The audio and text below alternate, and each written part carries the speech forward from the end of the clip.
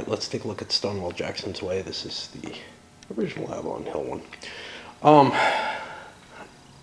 it's been a while since I've looked at the rules, a couple of months. I was reading them while I was playing Lee versus Grant, which is kind of the reason that I got this. Is Lee versus Grant has always impressed me, and the Great Campaigns of the American Civil War is sort of the same system, more or less, with some refinements to it. I'm not sure I agree with all the refinements. It's changed the scale of the game somewhat. It's added some complexity to it overall, I think. Maybe made things more generalized in a few ways that it could be played in not just, that sort of end of the war fallback on Richmond period. But it also didn't resolve some of the issues that I've had with Lee versus Grant. Some of the things to do with time. So, for example, in Lee versus Grant, there's this period where, or there's this cycle of turns, essentially. Each game turn has 3 moving actions in it with a structure around it that includes certain campaign type activities, which allows you to not just get reinforcements, but your recovery and everything is based on that. Well, this keeps that same cycle. It just turns it around so that every 3 game turns or whatever, you get one of those cycles. And you could say, well, what's the big deal with that? You have to impose a structure on time in games anyway. But it really weirds me out when it feels like I can move certain turns and not worry about the consequences, but other turns I have to worry about whether I'm in supply or not. Why does it not have to be throughout the entire movement phase? I don't know. It just bothers me, and that's probably my biggest gripe about both systems. One of the facets is because this has been so long between when I read the rules and when I'm actually getting started on it, I'm not sure how comfortable I'm going to be with the rules, and that'll make this worse than normal. Let's talk a little bit about what we've got here. I've got this set up for the Cedar Mountain scenario, which is a very short scenario at the beginning, and then the rest of the scenarios are all contained within the campaign game, essentially. So I'm going to probably play this, go to the campaign game, and then if I really, really like it, I may go to this Jeb Stuart's Way, which is probably also a fairly small scenario, but I'm not sure. If it's about Jeb Stuart, it's probably not going to be major, engagements for the most part. For the map, it's really quite beautiful. However, I don't know how readable it's going to be. When you start giving me maps like this, I start having trouble processing the information in them, because the map's beauty in part is by downplaying its functional representation, in very clear-cut sort of ways, but it damn well is pretty. One problem with it is, the original at least, these 2 maps are north and south. They're not going to link up, or they link up, one overlaps the other, but you've got these gray borders in both areas. So I'm going to have to cut one of the 2 maps. I haven't decided which one yet. Online somebody said the south map is the one you want to cut. I don't know that I see a reason that it makes a difference, but it may. It may be important that this little red thing here be completely captured, but then we have one here. What is that? This is a county border. Yeah, those are all overlap if I find them in the right place. All right, so I don't know why that in particular is chosen, and that's probably way down here. That's how much overlap. Ooh, that's why you want the south one. Okay, because if you overlap this to here, you're going to cut off part of the terrain key. So yep, there's the reason. Good enough. Okay. So yeah, it's going to be the south map that gets cut. Anyway, there's the maps. You have a bunch of, like in Lee versus Grant, you have numbered counters for each size force, and they have a disorganized and an organized side. Not sure what we have here. Okay, so in this you have a difference between fatigue and fatigue is using these, and it has levels of fatigue. So in Lee versus Grant, you flip over and you're fatigued. That may help some of the situation because recovery from fatigue being kind of automatic at the end of each at the end of each action phase.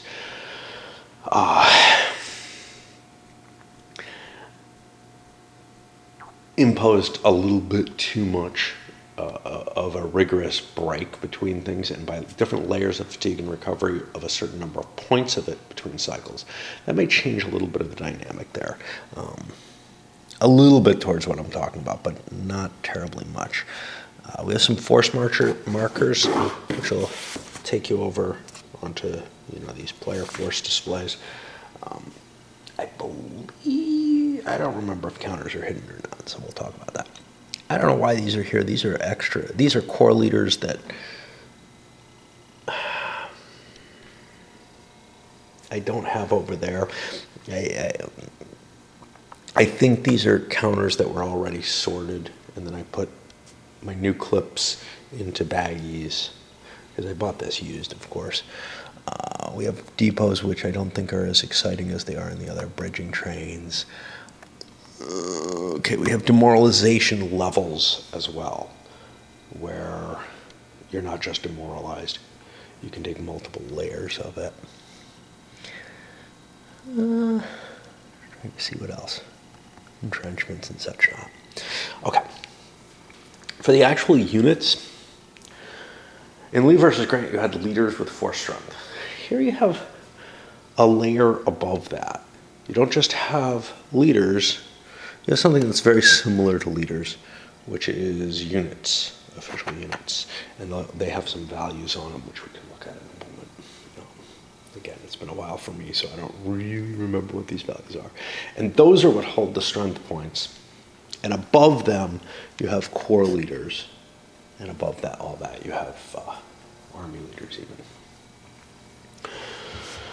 The concept of core is going to be added to this game, which is, you had core in Lee versus Grant, but they were kind of weird. They were kind of just like these ad hoc things that, you could detach and attach units from, leaders to and from.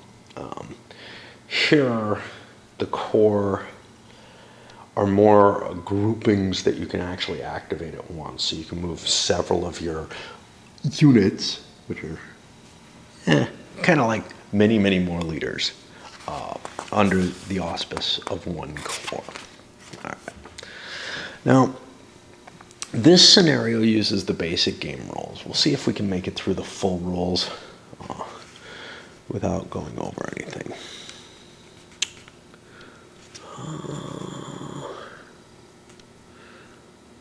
Okay. So army leaders have one number on their value, which is their command value, on their counter, which is their command value. Core leaders have 2. It must be with one of their subordinate units. I'm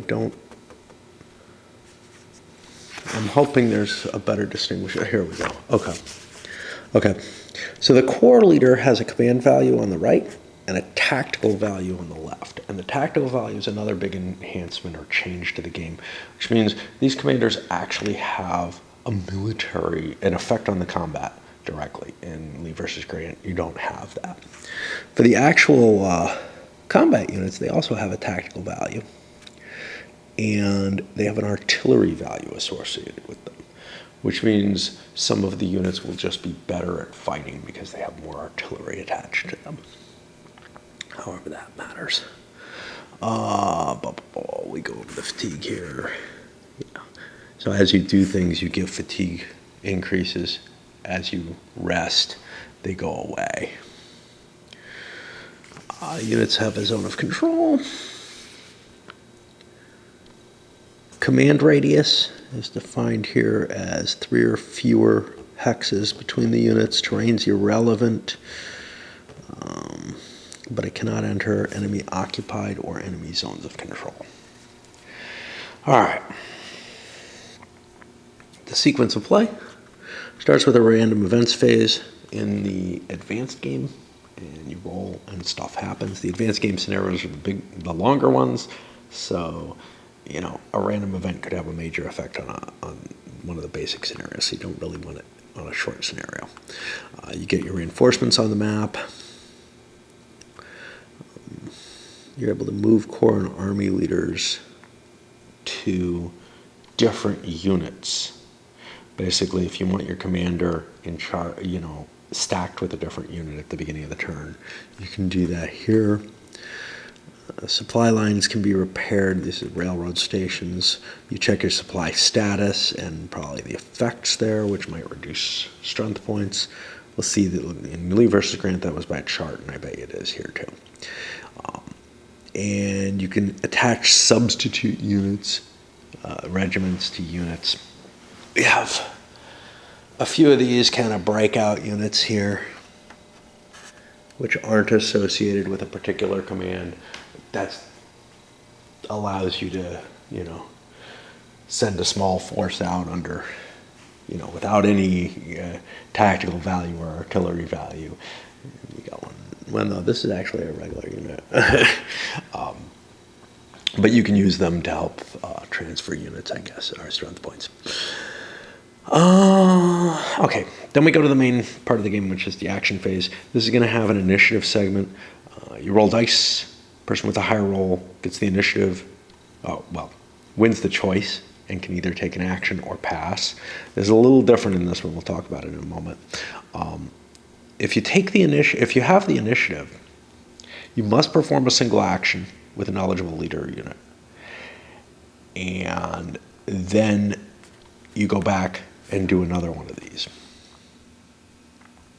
You continue to do it until both players pass in the same action phase, and there's some possibility in the advanced game of the action phase just ending randomly, kind of a la American Civil War. Then at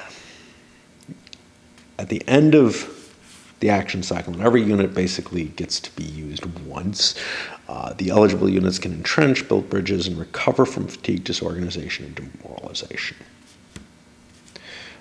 and forage. But here, supply, and this is the thing that really killed me the most in Lee versus Grant. It starts each turn, starting with turn 6. I don't know if that's true. I think it's pulsed. I don't think it's every single turn, but we'll have to wait until we get to those rules because this looks promising, but I don't believe it. Okay, the rules for initiative in this, you both roll. If it's tied, the Confederates get the initiative, and they either have to take the initiative or pass the initiative to the opponent. If you lost the initiative dice roll, but you have initiative yielded to you, you can either take the initiative and perform an action, or you can pass, and at that point it ends the action cycle. Now, this is a significant difference from Lee versus Grant. Lee versus Grant, if you pass, you force the other guy to burn a unit. In this, if you pass the initiative and you won it, you've given the other player the right to end the turn. And that means winning the initiative means that you have to keep burning units if you want this turn to keep going. That's a significant difference in terms of the way the game is going to be played out. You're not going to have, I think, well, you still will. You'll still have people burning units they don't want to move, that are, doing something perfectly fine, and you have no reason to do anything with them, just in order to try to push the initiative on the other player. But the initiative isn't just a positive thing in this one. Yeah.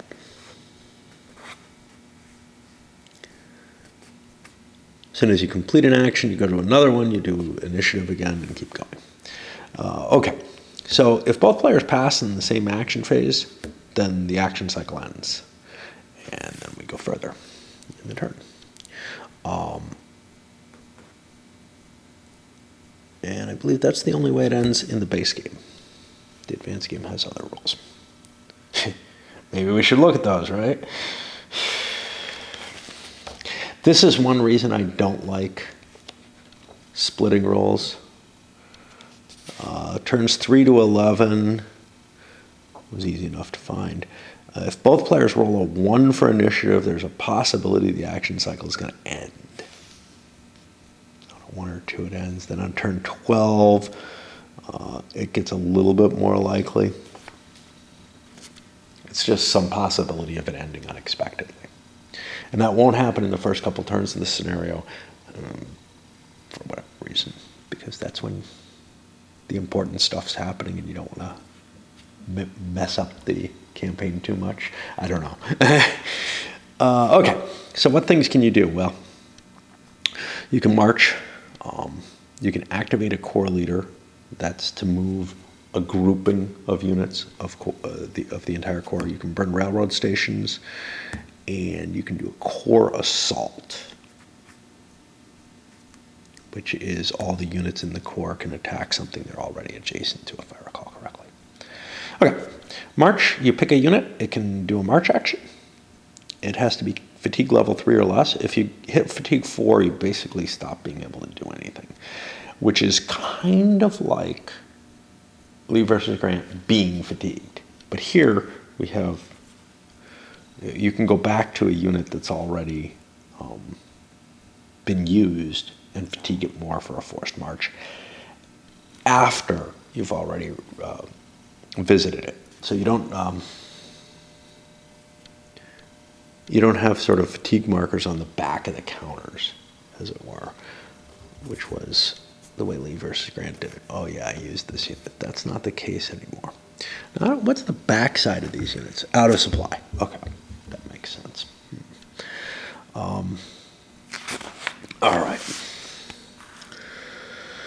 You can march more than once per turn, but never more than once in an action phase, which is to say you do a march. You can go so far, and then you'd have to activate them again in that same turn to activate them, to move them again. You select a unit anywhere on the map. The fatigue level is increased by 1.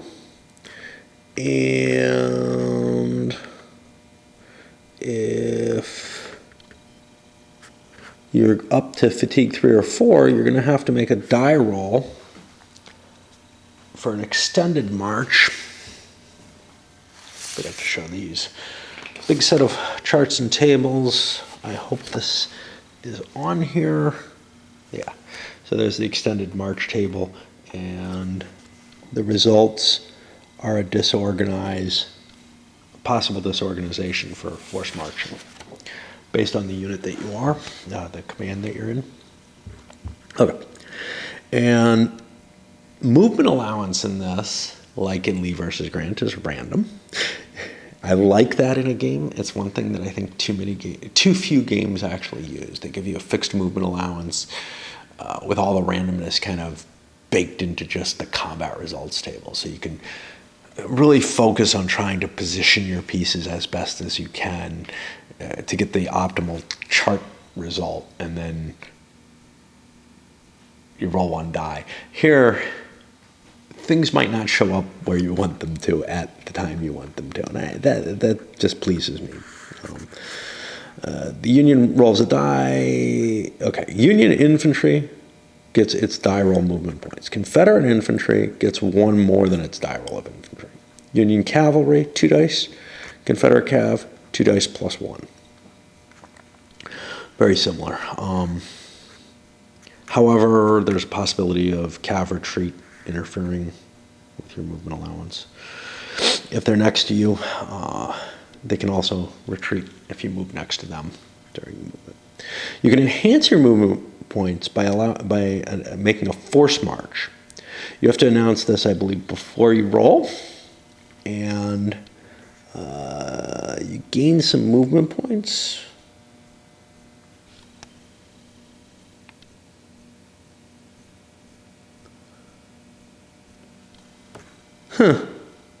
Looks like it happens after you make the die roll, if you need more.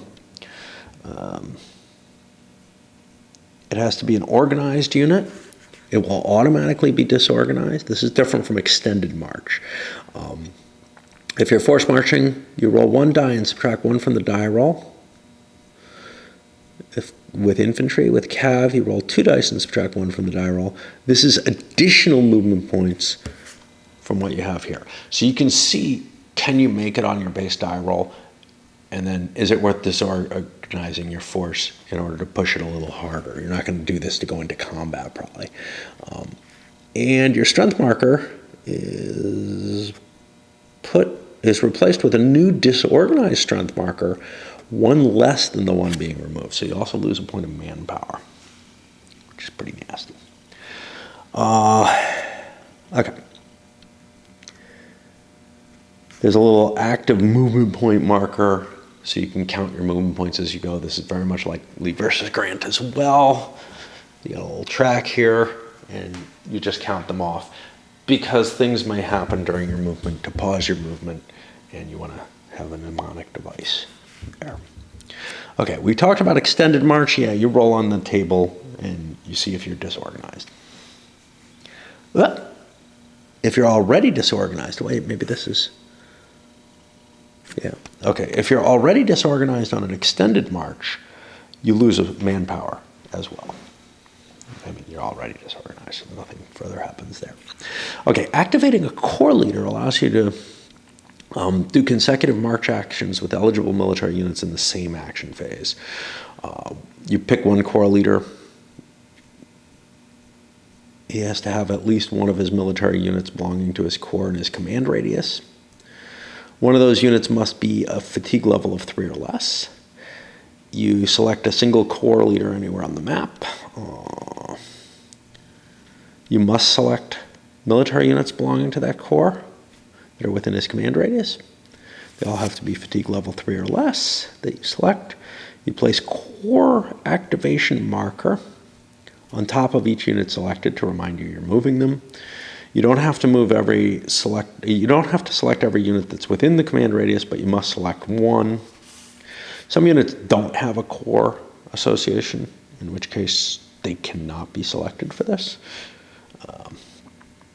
And the corps leader's movement allowance is chosen by, you roll a die. For the Union, it increases the points by 1. For Jackson or Longstreet, you roll a die, it increases it by 2. For Stuart, you roll 2 dice and increase it by 3. His units are all cav. This movement allowance is used for every unit participating in the corps activation. And you'll have a special reminder for the total amount of movement points, as well as one for whichever unit you're moving. The corps leader can jump to any unit selected for participation within range if he wishes. This allows him to walk around more quickly. An army unit in the same space as the active corps leader can come with him. Then you pick a unit to take a march action. And you use the movement points you've already calculated. I believe you're allowed, you get a fatigue point. If this brings you up to 3 or 4, you're doing an extended march with the die roll for that. You may then force march as before. You perform your march, you spend your movement points, and then you sequence through all the units in just such a way. A unit can burn a railroad station. It has to occupy a railroad hex and have fatigue level 3 or less. It can be organized or disorganized, but has to have combat value of 2 or more. Now, the way these work is just like in Lee versus Grant. I didn't show you, but you can see like I've got a 4-point manpower here. It's got 4 strength points. Here's a disorganized 4. It's got 3 strength points. The 4 is in parentheses to indicate the total manpower value of it. Okay. You select a unit somewhere on the map, yeah. If the combat value is 2, 3, or 4, you put a damage marker on the railroad station. If it's 5 or more, you destroy the railroad station. Other friendly units don't have any effect on this. These will stay in play for the game, except damaged markers can be removed in the advanced game, which is what we'll be doing eventually. If a unit with combat value 5 does the burn railroad, even on a damaged railroad, it can destroy it. Carousel. This is the final action, I think. I do believe so. A corps leader can attack with a group of subordinate units rather than attacking individually. Normally, you're going to do your combat during movement with one unit, but if you're facing a particularly strong position, you might want to throw your whole corps in at once. You're eligible for corps assault only if one or more military units belonging to the corps are situated in the same hex as the leader. Furthermore, at least one of those units must be fatigue level 3 or less. You don't use movement points. You don't roll a die to determine movement allowance. Army leaders can't be chosen, and this is going to be a major part of the combat system. But basically, you get to attack with more than one unit at once.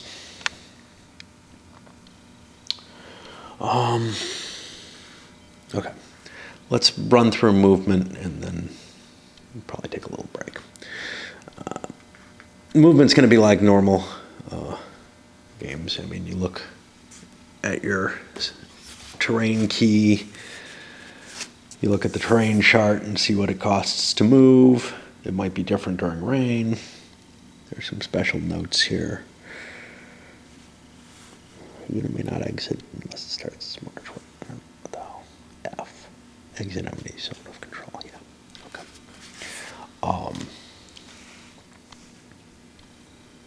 So a unit may not exit an enemy zone of control unless it starts its march in an enemy zone of control. Its first move is to exit that zone of control. If it moves from an enemy zone of control to a non-enemy zone of control, it pays 1 extra movement point. If it moves from an enemy zone of control to another enemy zone of control, it ignores the hex's movement point cost and instead pays a cost equal to the entire movement allowance.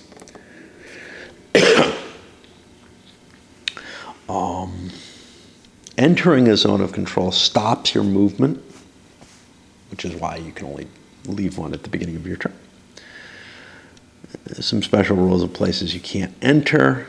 You, as often, as long as it's not a prohibited space or movement, you can always move 1 hex. Whenever infantry performs a march, moves adjacent to an enemy cav, they'll be able to make a cav retreat. This will be similar to the Lee versus Grant system. Really, the game is very, very similar. Okay. Leaders begin the game in the same hex as a subordinate unit. They're attached to that unit and move with it whenever they do anything.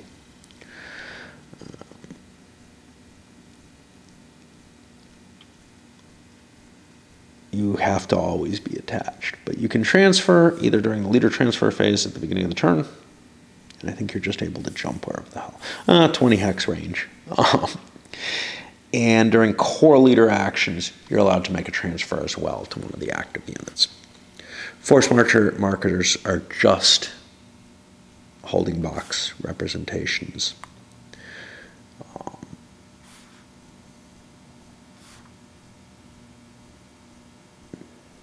I think everything's visible to both sides, but I'm not sure.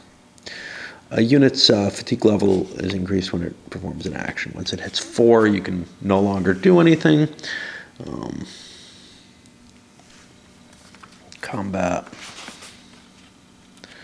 Combat's fairly major, so I'm going to take a little break while we do that, and I'm running out of battery anyway. I'll pause for a couple of seconds. This is for the era. This is a 90s era Avalon Hill game. Really, really good rulebook. Not their hideous Don Greenwood style of that era. But also, what was really caught my eye, no glare. It's beautiful, real paper. Not that modern shit, right? Everything's glossy nowadays. Used to be glossy paper was more expensive. Now I think it's actually cheaper. So I don't know. Anyway, let's go. I'm assuming, because otherwise, why would anybody put such an inferior product out, right? Unless you're trying to keep the jizz stains off the pictures. All right. Combat rolls. So, combat is done like in Lee versus Grant, one unit that's moving against another unit with some support, or a group of units performing a core assault, which is new. You attack a single hex. You do not have to attack. You pay a movement point cost for an attack, and here you'll notice something. There's types of attacks: hasty, normal, prepared. This is something some victory games came up with. I guess probably after Lee versus Grant was that kind of concept, and they translated it over to here. I don't believe that sits over in the Lee versus Grant. I don't remember that being there. But maybe I'm mistaken. Maybe there was a bonus to making an attack with more movement points. I seem to remember, though, you just moved into the hex that you're trying to attack. Okay. And as long as you don't get sort of beaten up in the combat results table, you're able to make multiple attacks in a movement. But in a core assault, only the subordinate units that are stacked in the same hex as the active core leader are allowed to attack, unless it's a grand option, a grand assault option. And you just do a single attack. You don't pay movement points. All units in the hex are going to be defending. You can't do it across a major or minor river hex side unless you're using a bridge or ford. You can't attack a unit in a mountain unless there's a road or something that allows you to go through mountains. Mountains are prohibited in general, but there's a little letter there that probably says you can enter or exit through roads, pikes, and railroads. Okay.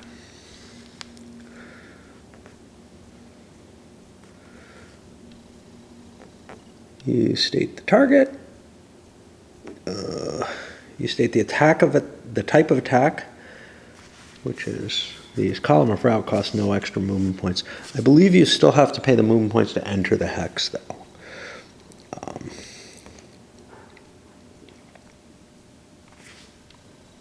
I'm not really seeing that. The active player announces the active player pays the type of attack. The defender's terrain does not affect an attack's movement point cost. No, I don't think you do have to pay. So you can do the column of route without paying anything, but you have to have at least an extra movement point. It may be that there's no advance after combat, which would make up for that. You determine your attack and defense rate values and calculate a ratio between them. Let's see. That's going to be compared to here for a modifier to the combat results, or to the table. You determine any tactical modifiers, which are going to be the leaders, and maybe other things. Each roll is a die, and the defender's roll is subtracted from the attacker's. You'll get a single value, and then you compare it to the results based on how big the force is. That's going to be, I think, how much damage you do to the opponent, I hope.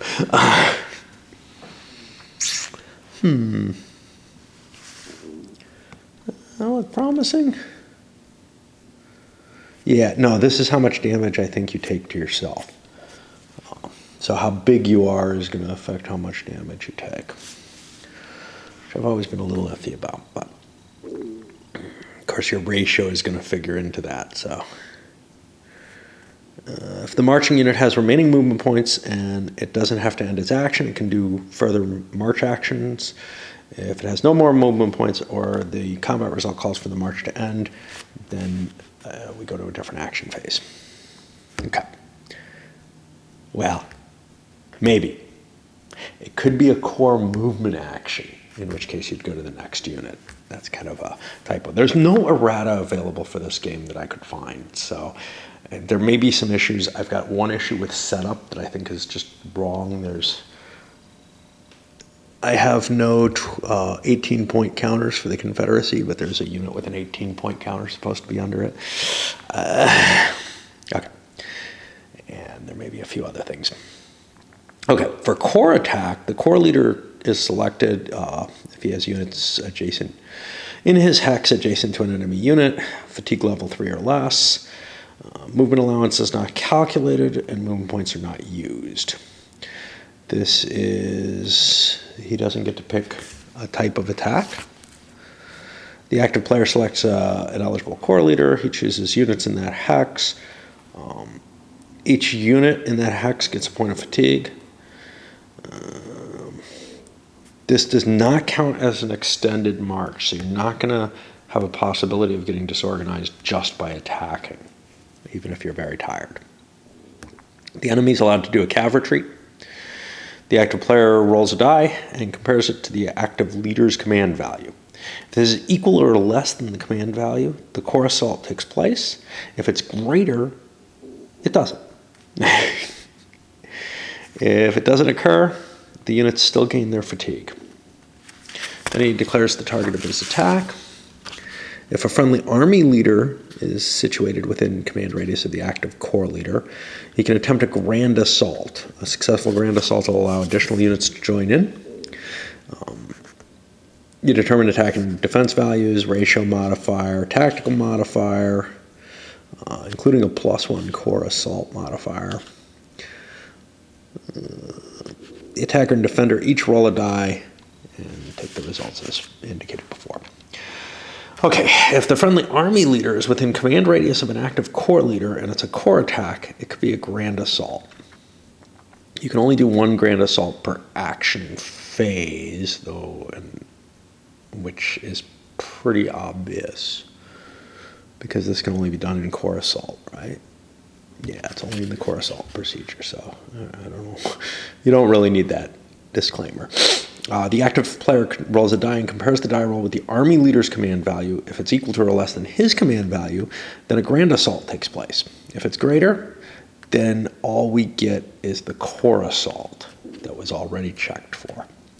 The active leader can select one or more friendly units regardless of core army affiliation, which are one of the adjacent hexes to the hex that's going to be attacked.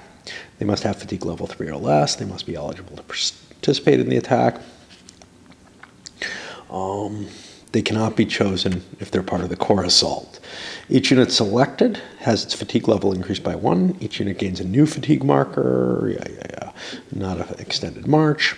And now its combat and artillery values will be included in the attack. Okay. We haven't touched on artillery yet. That's going to be an interesting facet to this. I think I know how it works, but I am not positive, so we'll wait. Okay. A unit's combat value is shown on its accompanying strength marker. It varies on whether the strength marker is organized or disorganized. If it's organized, it's the number. Otherwise, it's the non-parenthesized number on the back. Combat values are modified by entrenchments and demoralizations. Fatigue has no effect on its combat value. You could end up with a combat value of 1/2. If so, the fraction is retained in combat. I don't think there's anything like 1.5s or anything like that. Artillery is shown on the unit itself. These are modified based on the terrain in the hex occupied by the defender. And there might be, basically they only work in clear and rolling terrain. Rolling is this kind of green, clear is yellow. Most of the map is rolling or worse. The artillery is multiplied by 1/2 for the attacker in rolling terrain. See rough terrain, the defender still gets his artillery. So So that actually is also in play. You add up the artillery values and modify the sum. The unit's fatigue or status doesn't affect it. What do you do with the attack, the artillery? I'm afraid you just added to the... Yep. Yeah, you add the combat value and artillery value. That's not what I was hoping for. I thought the artillery would be add to the defender, add to the person taking the hits attack value for how bad they're going to get hurt. That would have been the thing that I liked it to do, but no. Some system does that. I think maybe. I think the Feldkrieg does that. I don't know, but that's a firepower system, so maybe not. You combine the unit's modified combat and artillery values in a march combat. In a corps assault, you combine all the values. In a grand assault, you combine even more all the values. The defender, you combine everything in the hex, except the maximum defense value is 70 and the maximum attack value is 80. Unless units are entrenched, in which case maximum can go up to 120.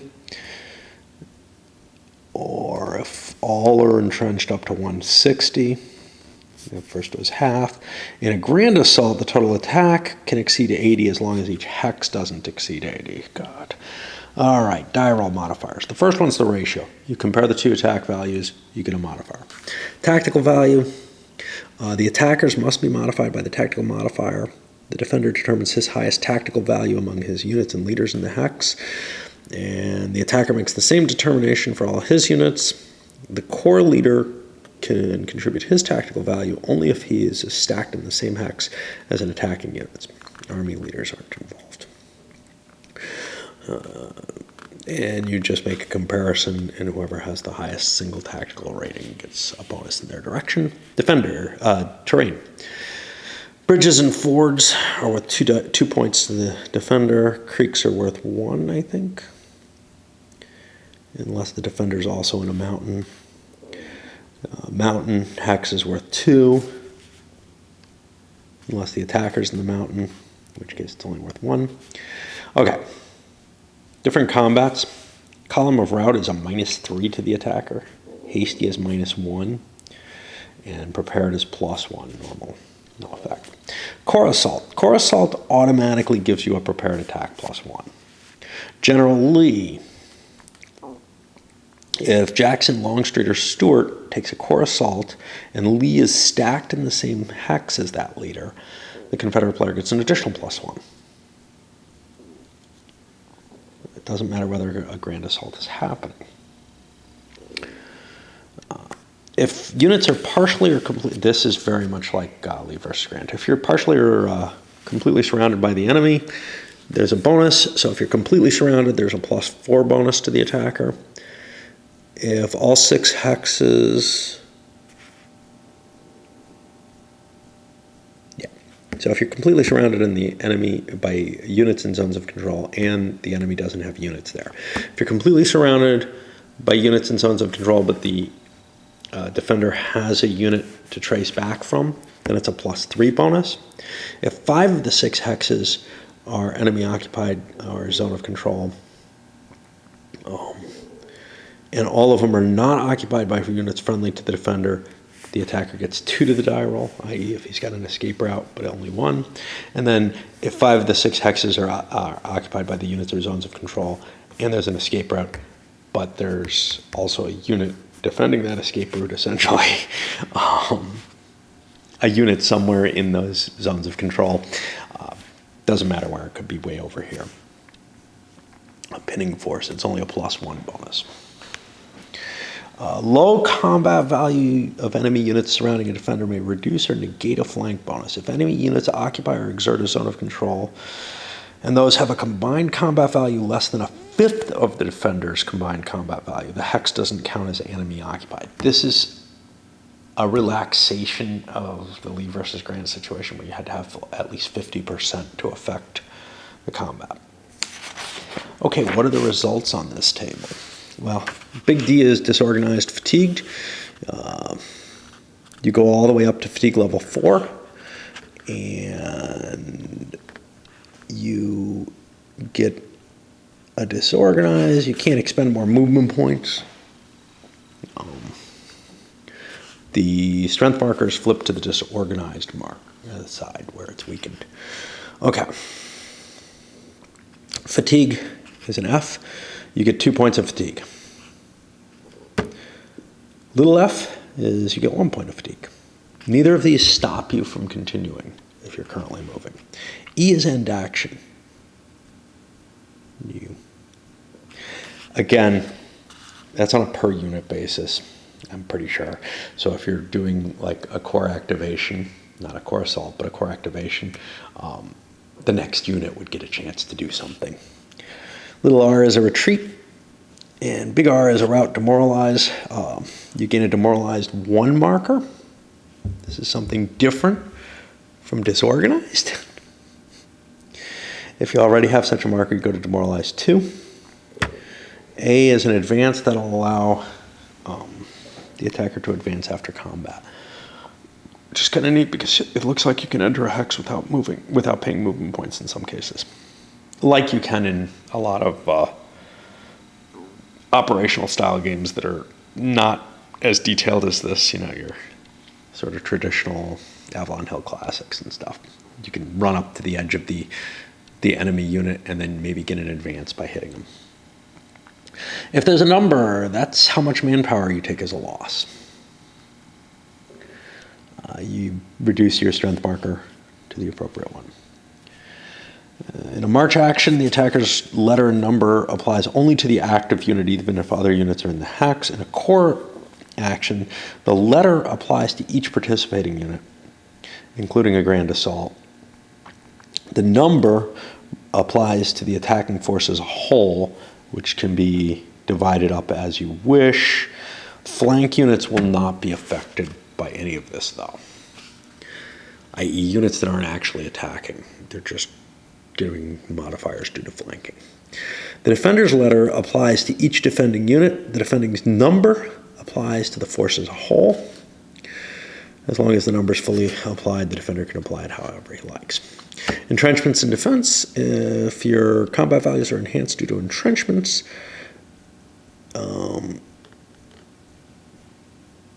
defense value combat column on the combat chart refers to your defense value prior to the application. So being in an entrenchment isn't going to put you on a worse chart for how much damage you're going to take, which is kind of important. However, it looks like artillery does count, like your own artillery hurts you. Unit and leader elimination. A unit's eliminated from play when its manpower drops to 0. If a core unit is in that hex with no subordinate units, the leader is picked up and placed in the nearest hex with one of his core units. He's eliminated if there are no units subordinate to him. An army unit in that hex is picked up and placed with a friendly unit. Okay. A little r is a retreat. You must retreat all defending units a maximum of 2 hexes, a minimum of 2 hexes, and a maximum of 4. Distance and path is left to the defender. You can't be adjacent to the hex you retreated from. You can't go over impassable terrain. You must avoid the enemy zone of control if possible. If there's no alternative, you may be penalized. This will usually be each unit. A retreat into an enemy zone of control does not terminate the retreat normally, or in an exceptional way, is basically. If a unit retreats into an enemy zone of control across a hex side with a road, pike, or railroad, it suffers no penalty. If you retreat across a hex side not with a road, pike, or railroad, and it's unoccupied by a friendly unit, you lose a point of manpower off each unit that does this for each zone of control that you go through this way. If you retreat into an enemy zone of control that is occupied by a friendly unit, you suffer no penalty. You must avoid retreating through a hex occupied by an enemy unit. However, if there's no alternative, you can retreat through an enemy occupied hex. You get the penalties for retreating into an enemy. The penalties for retreating into enemy zone of control are ignored for the rest of the retreat. Instead, its strength marker is replaced with a new one possessing a manpower value 2 less than the one being removed. The new strength point marker will be on its disorganized side, and this happens for each enemy hex entered during the retreat for each unit that has to do it. You can't end your retreat there. You can extend until you can reach a hex that's unoccupied by the enemy. If you get a rout result, the capital R, you have to retreat all your defending units 4 hexes. These are affected by the same restrictions as retreating units. In addition, you must be 4 hexes away from the hex in which you began the route by the shortest possible path. If you don't have one of these retreats, you may voluntarily retreat your units up to 3 hexes as the defender. If the attacker gets an A, his units can advance. This is not counted as movement and doesn't expend movement points, so you can move into an expensive hex for nothing by attacking in this.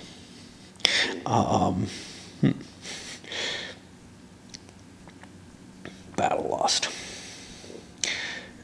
What else? And you may continue your march as long as you didn't take a D or an E. However, you may not continue to move if you advance into an enemy zone of control.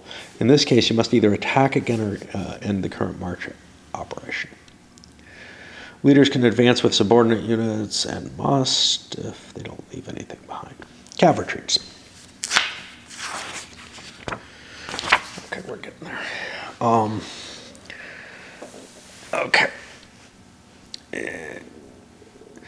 If an enemy unit performs a march and moves next to you, if you begin a march adjacent to the cav, or if you advance after combat into a hex adjacent to the cav, or a core assault action with a hex, with the leader in a hex next to the cav, you can declare a cav retreat. You do this as soon as this is declared, and if you don't get a chance.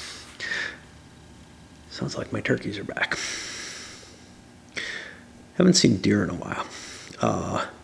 Okay, cav can perform retreat even if they're demoralized, disordered, disorganized, or at fatigue 4.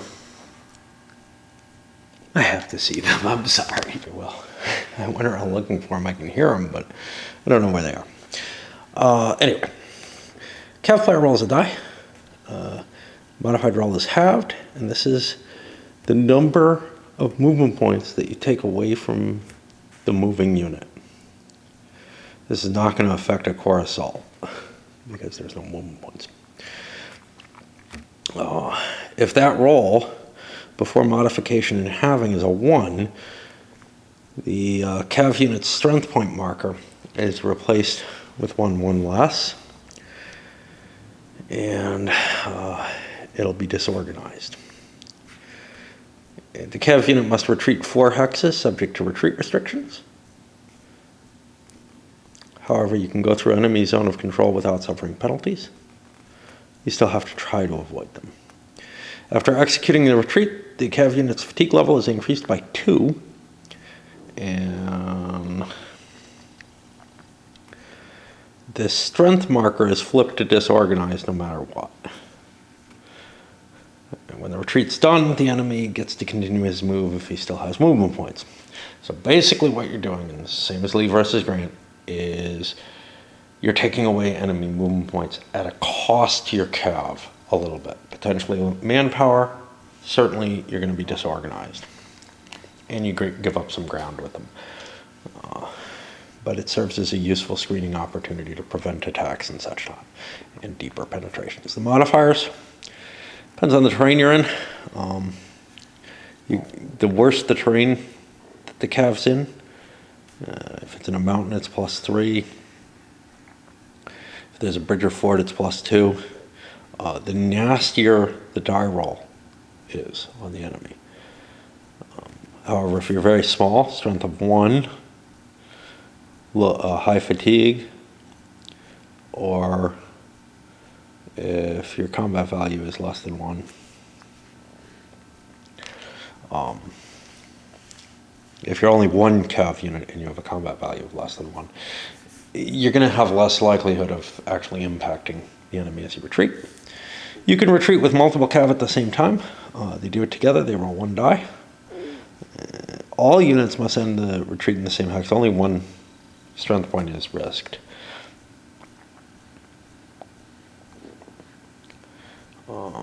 If you want to separate them, each performs the retreat separately, and you get to do cumulative damage to their movement point allowance. Cav can perform a cav retreat more than once per action phase. If they're stacked with infantry, they may perform it, but the infantry can't. You can't do it across an unbridged river. You have to actually be kind of in some kind of contact with the enemy over movable terrain. Whew. We are almost done.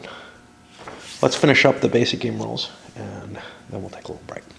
In the recovery phase, Fatigue 0 units are allowed to entrench or build bridges. They can't do both. Out of supply units at Fatigue 0, 1, or 2 are allowed to forage. This is to attempt to get themselves back in supply, basically. But not if they built a bridge or entrenched. All units at Fatigue 1 or more lose 2 fatigue levels, going down to 0 at the lowest. Out of supply units, this is an advanced game rule, what the supply is. Out of supply units which possess disorganized strength markers do not have their disorganized markers flipped over, but everything else will become organized at this point. Right? All units now at Fatigue 0 which have disorganized strength markers. Okay, no, only if you're able to rest fully. If you're at Fatigue 0 with demoralized 1 markers, they're removed. If you have demoralized 2 markers at Fatigue 0, that drops down to demoralized 1. What's the effect of demoralization? Yeah, that's a good question. We'll wait till we get there. All right, if you're at Fatigue 0, you're allowed to entrench. Leaders cannot entrench. There's breastworks and forts. If you entrench, you get a breastwork. If you're already on a breastwork, you can entrench a second time and get a fort.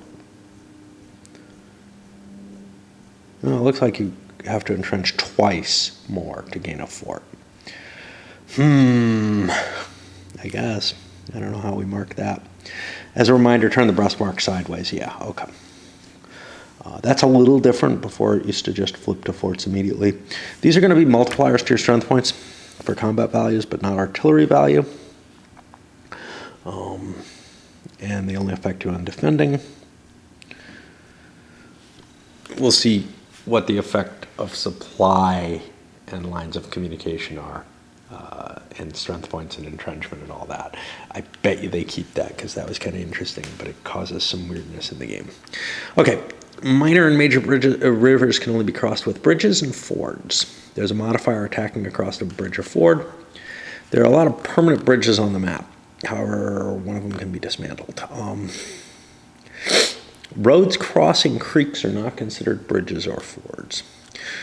However, infantry at Fatigue 0 and combat value 5 or more in an unbridged minor river hex side, or adjacent to, can build a bridge during the recovery phase. Cav and leaders may not build them. Bridges cannot be built across major rivers or creeks. Creeks because they don't give it a bonus. I'm sure you're throwing some sticks down or something. Put a bridge across the minor river hex side, one end of the bridge. A bridge cannot be built between 2 hexes if one of the hexes contains a combat unit, an enemy combat unit with a value of 5 or more. It can be built into a smaller force. An eligible unit may build a maximum of 1 bridge per recovery phase, although it can build more than 1 per game. Bridges can be built at fords in the advanced game. There's no limit to the number of bridges. If you build a bridge, you own it. Enemies cannot cross that bridge in a march, action, retreat, or advance after combat. The bridge remains on the map until an enemy unit with a combat value of 5 or more enters one of the 2 hexes connected by the bridge, at which time the bridge marker disappears, and you'd have to build your own bridge. So you can't capture the bridges in this one. A unit crossing a bridge or ford ignores the cost of the hexes. And I mean, this is the thing, they're pontoon bridges. They're not like permanent bridges that have been built. A unit crossing a bridge or ford ignores the cost of the hex's major terrain and instead pays 1 movement point as long as a road, pike, or railroad crosses it. If it's not, they pay the major terrain of the hex.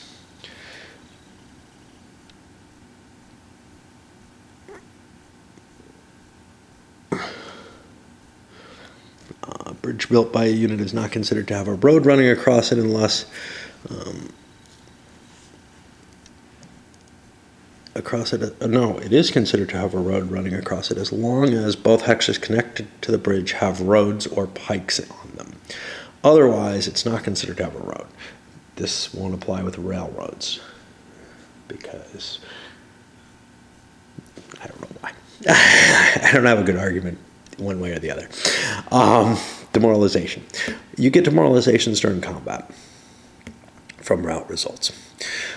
If you're demoralized, you can do actions normally. However, your combat value is halved. It's in addition to reductions due to disorganization. The artillery is 0 on attack and defense. That's demoralized 1. Demoralized 2, your combat value is 1 when attacking.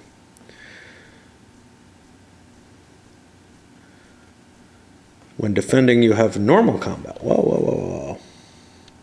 The other one's halved only when attacking. Okay. And the artillery is 0 in both cases. Demoralized markers remain until the unit drops to fatigue 0 and can recover from them. Okay, special units. Reynolds. I don't know about this. He's subordinate to McDowell's 3rd Corps in the Army of Virginia and Porter's 5th Corps in the Army of the Potomac. When he does an extended march, he uses the Army of the Potomac marker ratings. Lee. If Lee is involved in a corps assault in the same hex, he gets +1 to the combat. And then we go to the basic game scenarios. And yes, I know we're over the hour already, but I am going to do the advanced game rules on this. I know there's a fair amount of them, so we'll just hold off for those. We're going to play a basic game first, but I want to do all the rules. So far, nothing too exciting. Not all that different feeling from Lee versus Grant. Just some little tweaks, right? Let's try to skim through the advanced rules. Random events, starting on turn 2. On any 3-turn scenario or longer, you roll a couple of dice. There's a random events table. Rain can last a couple of turns. Total effect, zones of control. Don't go across fords or creeks. Penalty to attacks in general.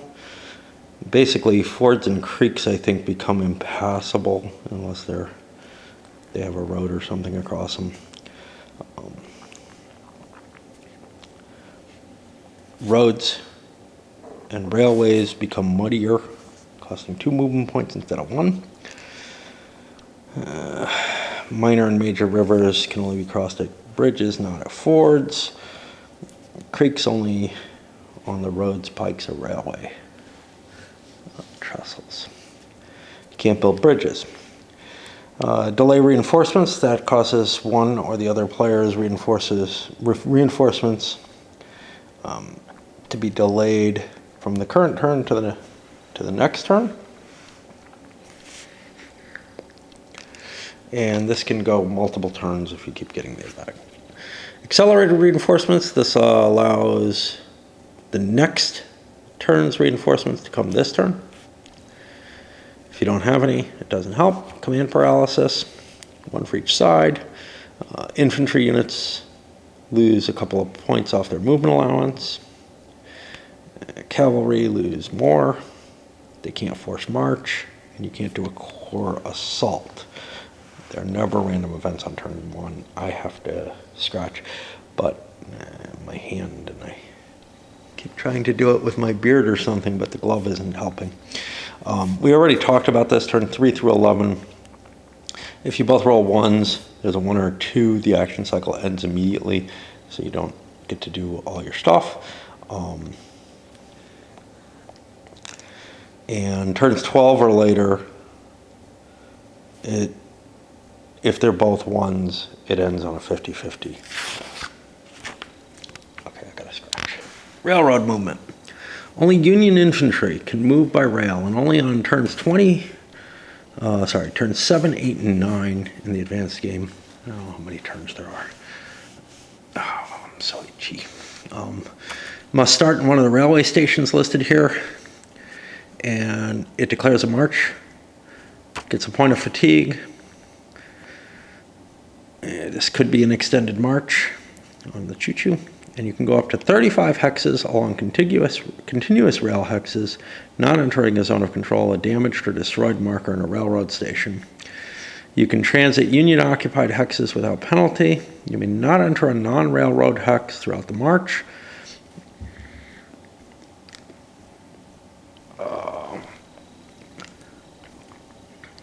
And after moving by rail, you can perform actions normally later in the action cycle. More than one unit can move by rail per action cycle, but the total combat value moving by rail is 16. You may have to keep track of, hey, this unit moved by rail and moved by rail again. It's very unlikely, but it's possible. If you're disorganized, you can move by rail. Confederate corps leaders can die. In any combat in which Confederate corps leaders are in the defending or subordinate attacking units, or one of those corps leaders can be killed. If both players roll a 1, combat resolution is halted and the Confederate player rolls another die. If it's even, a corps leader is killed. If it's odd, they're unaffected. The highest tactical value will be killed. Lee cannot be. If a corps leader is killed, you flip him over to a substitute leader, and this is the new corps commander. He'll have reduced values, but otherwise he's the same. He cannot be killed.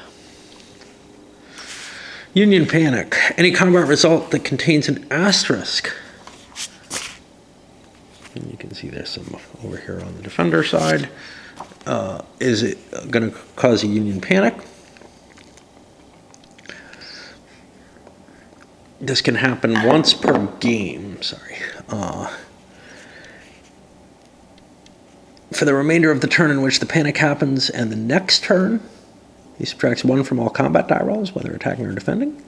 He may not force march, but he can extend in march. Second turn, following the turn in which Union panic occurred, the penalty no longer applies. You remove Pope from the game and place McClellan in the hex vacated by Pope. McClellan's now the commander of all Army of Virginia and Army of Potomac units for the rest of the game. All Union units performing extended marches use the Army of the Potomac column on the extended march table, even if they're Army of Virginia units. The Army of Virginia column is no longer used, and it basically disappears. The Chatham Bridge, somewhere, 4328, 4427.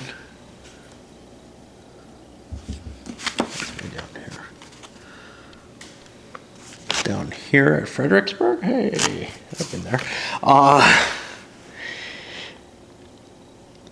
Is a Union pontoon bridge built by McDowell to replace the original Chatham Bridge, which was burned. The bridge is owned by the Union player and may not be crossed by the Confederate units in a march or advance retreat after combat. The Union may dismantle the Chatham Bridge at any time during a Union march action, as long as the active unit is situated in a hex adjoining the bridge. The bridge removal doesn't cost any movement points, and the active unit continue march. The Union player must dismantle the Chatham Bridge if a combat value 5 Confederate unit or larger moves adjacent to it. If it's dismantled, the bridge removed marker is placed there and it's no longer functional. Normally, you can only build bridges across minor rivers. However, if the Chatham Bridge is dismantled, you're allowed to bridge one major river, subject to normal bridge building rules. It cannot be built in the same turn the Chatham is dismantled. And this is similar to the bridging trains in Lee versus Grant, except you only have one of them. Supply. So this is the interesting stuff. How does supply work in this one? 5 Union depots are on the map at the beginning. Depots, this is only in the campaign games. Depots act as Union supply sources. They have no combat value and may not be attacked. Confederate units can enter a hex occupied by a depot as long as no Union units are in the hex. At the moment a damaged or destroyed marker is placed in a railroad station due to burn railroad, a Union depot in that hex is removed from the map and is considered destroyed. Confederate player gets victory points for this accomplishment. Some of the depots are within the DC defense area, up on the northern map, obviously, and cannot be destroyed because you can't enter those as the Confederates. There's one that's not on a railroad station hex at the Winchester Toll House. To destroy this one, the Confederate does not have to do burn railroad. Instead, as soon as he enters it, it's removed. During the supply line repair phase, the Union player may attempt to remove damaged markers from railroad stations. Destroy markers cannot be removed. For each railroad station on the map with a damaged marker not occupied by the Confederates, nor in a Confederate zone of control, you roll a die. On a 1 through 4, the damage is removed. On a 5 or 6, it stays. If they don't go away in turn 6, you may make another attempt on turn 11. So that's how supply is going to work. We'll see in a moment. During the supply status phase, which occurs only on turn 6 and 11, both players have to determine if their units are in supply or out of supply. Players do not determine supply status for leaders. The back side is the out of supply side. They have a white stripe. Okay. The county occupied by a unit determines whether it's in supply. There are 16 counties in Maryland and Virginia on the map, all of which are also portrayed on the county display. Which is this thing. Let's grab this. So this is new shit to me. I mean, I read it, but I've never played with this type of stuff. Okay.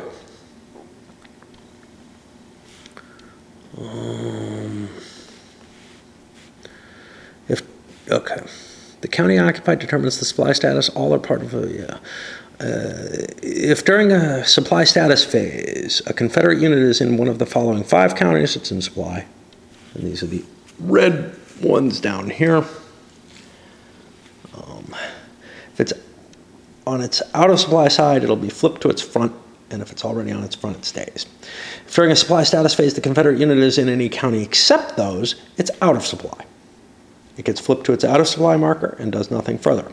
If it's already on its out of supply side, it remains so.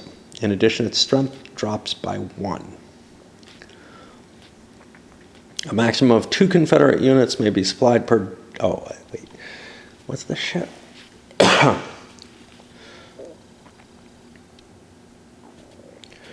A Confederate unit that would normally be out of supply is considered in supply if it occupies the same hex as a Union depot during supply status phase.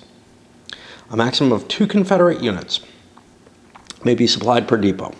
If 3 or more are stacked with the depot, one of them is going to be out of supply.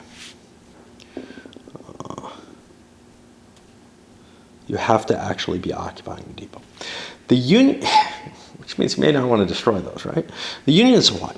If during supply status phase, the Union unit is in a county which contains a Union depot, the units are in supply. Confederate units have no effect on supply status. Union units in the counter, if the Confederate eliminates the depot, the Union units are no longer automatically in supply. If during the supply phase, the Union units are situated in a county which has a railroad station without damage or destroy, the units are in supply if a continuous path of railway hexes can be traced to either Upton's Hill or 6 Mile Post, the station from which the path originates, and any railroad stations along the path may not be damaged or destroyed. Zones of control have no effect there. So there's no tracing of supply. So it's not like Lee versus Grant in the sense that like, oh look, my unit's entrenched, now it's cutting your supply off, which felt a little funky, but I understood the point being made there, which was that we're staying there long enough. We're not on the hoof the whole time. If the Union unit is in supply during a supply status phase, it gets flipped to its normal. If it's on its front side, it remains so.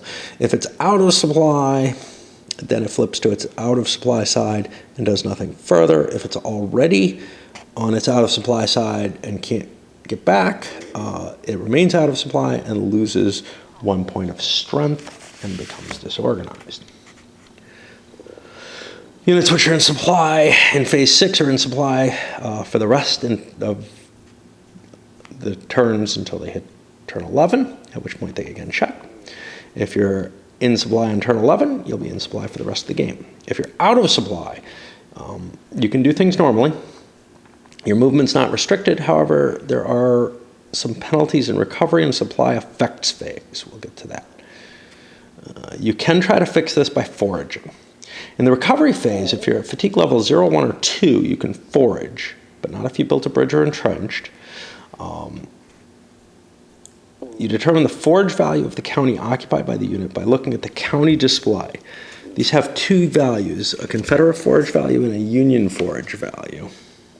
This is automatically in supply, so I don't know why it needs a forage value. Well, because you could run back to it.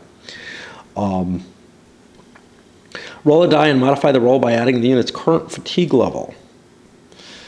If this is less than or equal to the forage value, you've foraged and you are now in supply and you found, bullets and food and everything you needed. The unit is now in supply and remains so until the next supply status phase. If it's greater, you didn't succeed and nothing special happens. Foraging is most effective if you're dispersed.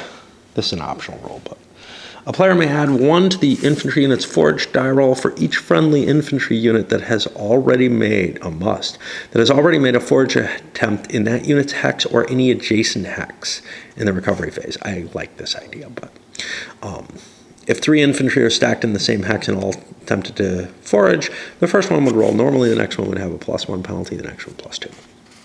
Okay. Effects of supply. If you're in supply, you work. Nothing changes. If you're out of supply and you're disorganized, you do not reorganize if you're at fatigue level 0 in the recovery procedure. You remain disorganized. Supply effects phase takes place every turn starting with turn 6. You check your out of supply units. If you're a disorganized unit that's out of supply, you have your strength point marker reduced by 1. So there's a continuing effect if you haven't foraged. You have to forage. And I feel like this actually probably has less to bother me about the supply system. If you're disorganized and also fatigue 0, you do not lose a point of manpower. You're unaffected. And I believe... No, it's not because you're foraging. You may not be able to forage. If you're out of supply and have an organized strength marker, you flip to your disorganized side. However, you can't eat your last strength point. Substitute units. 3 infantry brigades, 3 cavalry regiments. This is a strict limit. If you want to detach a strength point, you can.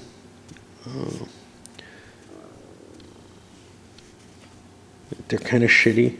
2-0. I don't remember what those numbers mean.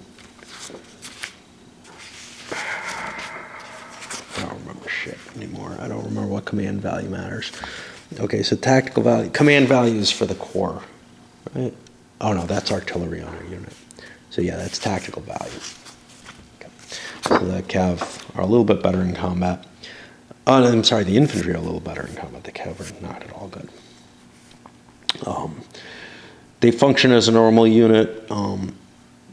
If it's placed in a hex, it gets a fatigue. Yeah, it keeps the fatigue of the units it's detached from. They have an artillery of 0. Their manpower, infantry must be 9 or less. Cavalry must be 2 or less.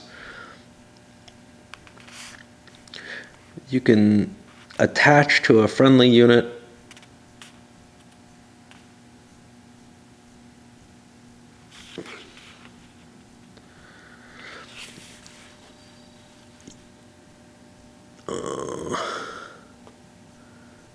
disorganized, fatigue, whatever, goes to whichever piece is bigger, which will usually be the unit being attached into, but it's not guaranteed.